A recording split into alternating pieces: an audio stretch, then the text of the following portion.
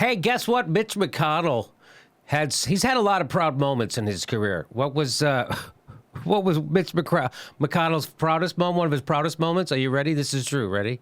One of my proudest moments is when I looked at Barack Obama in the eye and I said, Mr. President, you will not fill this Supreme Court vacancy.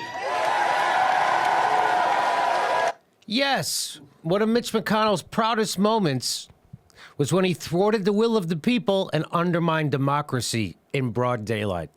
Yes. And people cheered. That's one of his proudest moments. And you wonder why they're a cartoon party.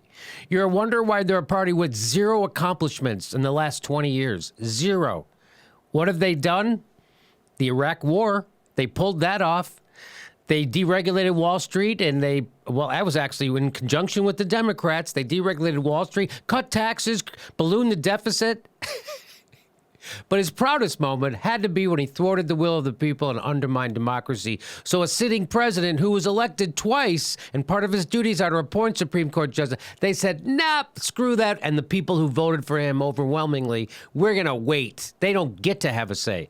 So that's what Mitch McConnell. And you wonder, and they wonder, oh, we're so much different than Donald Trump. They're not that much different than Donald Trump. They're a Frankenstein party, and they have been for a long time. Bruce Bartlett, who was in the first George Bush administration, has been calling them the wanker party for the better part of, the last couple of years, because he says it's over for them. So, but this is Mitch McConnell.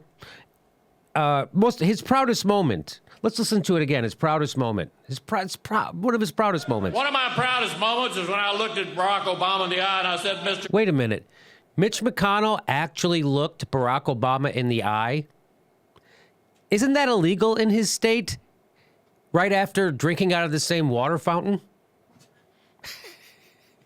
You can't look a black guy in the eye in Kentucky, can you? It takes a lot of bravery. He looked him in the eye. Can you imagine how hard it must have been for Obama when he was looking at Mitch McConnell in the eye? Oh, yeah. Trying to figure out which eye to look at and which eye was eating the worm inside of his head. Yeah. Which soulless orb to look at while he's talking. Right. Mitch McConnell has a hard time looking paintings in the eye. That's him. Mitch McConnell's fear is that Hillary Clinton is going to find a Supreme Court justice that is more liberal than Merrick Garland. Boy, does he not know our Hillary, huh? Does he not know our Hillary? But the convenient thing is that she'll name a center-right or outright right Republican to the Supreme Court, and they'll get to call that too left. Yeah, they're doing it right now, forcing the center even more towards towards the extreme, which is where we're at right now. Right. Again, can you start? Hillary would be smart to nominate Cornel West to the Supreme Court and start negotiating from there. And that's where you start. Right. Then we get Noam Chomsky. Maybe. Yeah. And Noam Chomsky. Maybe you end up with a Sotomayor. Right. Maybe you end up with a Ruth Bader Ginsburg. Yes. But you start with Noam Chomsky. That's where you start. You don't start in the middle of the other guy's position, which is where Hillary will start. The Republican-controlled Senate will be in session only 20 days between now and the election. Yeah. And with such little time left, Mitch feels, because that he doesn't have time to get to that Supreme Court nominee, because there's such little time left, Mitch feels he has a big responsibility to give equal time to racism and sexism. So, okay, there you go. And you wonder how Trump happened. I don't wonder how Trump happened. They pretend they can't figure it out. That's not our party. That's who your party is.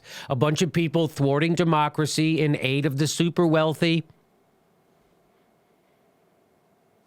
And now you can't believe it blew up in your face.